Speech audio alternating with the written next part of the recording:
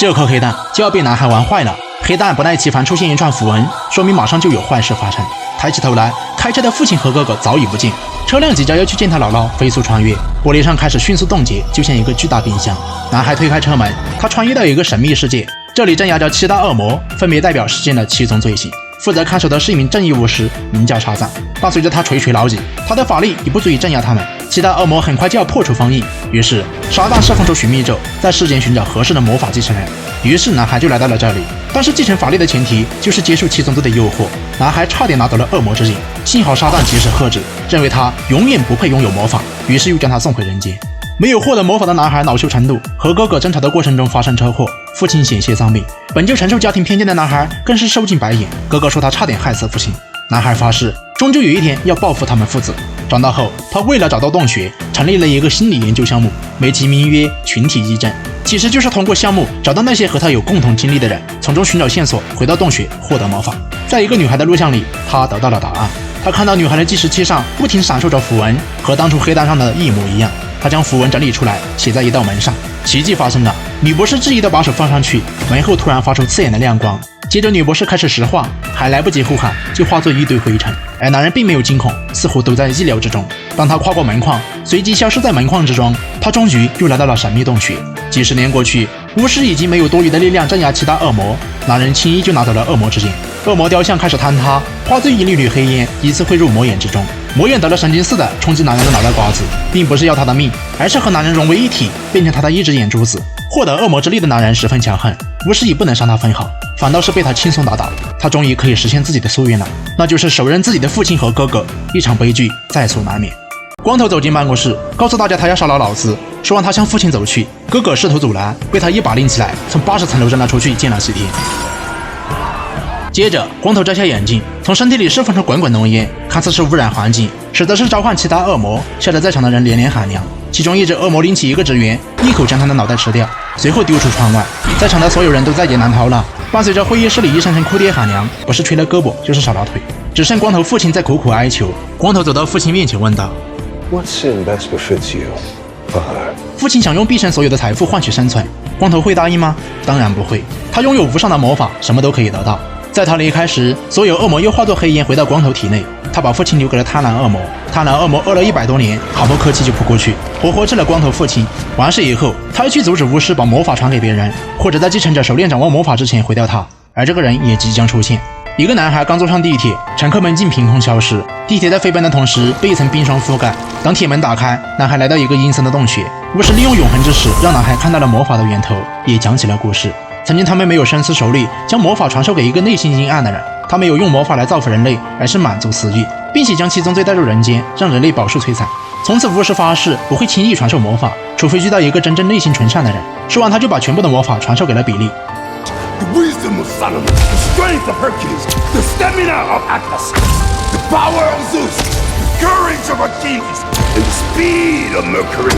比利变成了一个身高1.8米的超人，而耗尽法力的巫师变成了一堆碎石。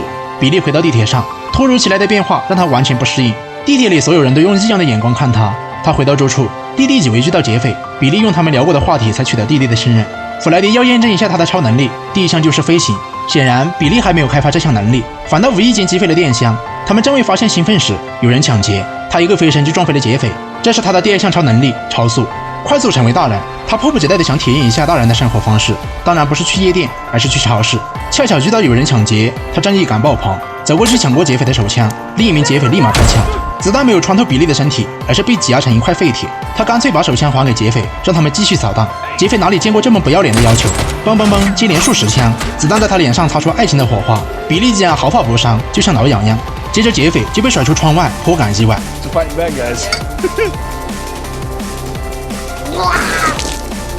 看来孩子吃点零食就算了。回到家里，他们无意间提到沙赞，天花板就被雷电烧出一个洞口。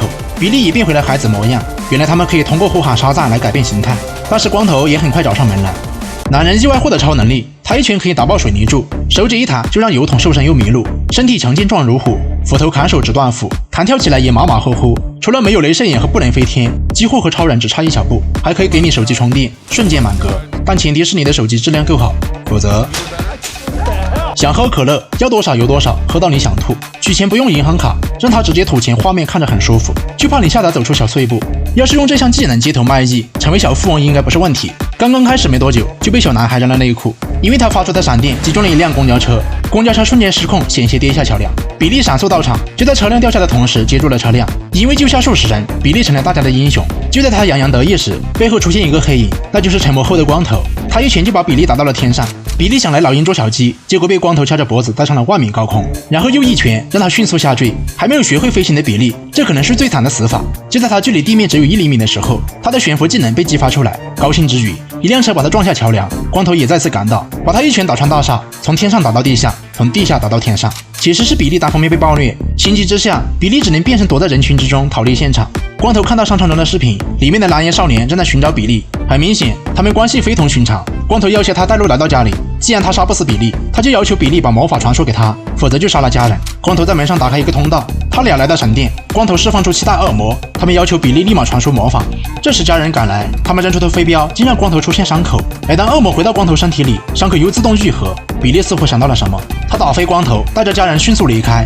光头野心不止，他释放出恶魔，将比利的家人都抓了起来。而比利和恶魔战斗的时候没有任何优势，因为恶魔是一个虚空的物体，你抓不到他，他却能抓到你。比利被连环爆摔，很多时候他只能通过变大变小的逃脱控制。恶魔一个千斤锤，比利跌入冰湖，被光头死死按在水里。比利想呼唤沙赞变身，完全喊不出来。这时姐姐出现，她用气枪射击光头，子弹被光头轻松接住。不过比利已争取到变身的时间，光头再次用他的家人威胁比利。比利跪在光头面前，光头准备接受比利的魔法，恶魔又回到光头身体里。此时比利想到巫师说过的话，他意识到神力可以分享给其他人，他抢过神杖，召集兄弟姐妹，大家一起喊着咒语。随着一声雷电，他的家人全部变成了超人，刚好和光头释放的恶魔战斗。但光头体内还有一只恶魔，比利知道和他纠缠下去根本无法分出胜负，唯一的办法就是拿到恶魔之眼封印恶魔。他用激将法成功击动了光头体内的最后一只恶魔。正当恶魔现身，光头的躯体失去魔法，悬挂在高楼上。比利声东击西，就在最后一刻救下光头，并且取出了恶魔之眼。7只恶魔想要挽救，却也来不及了。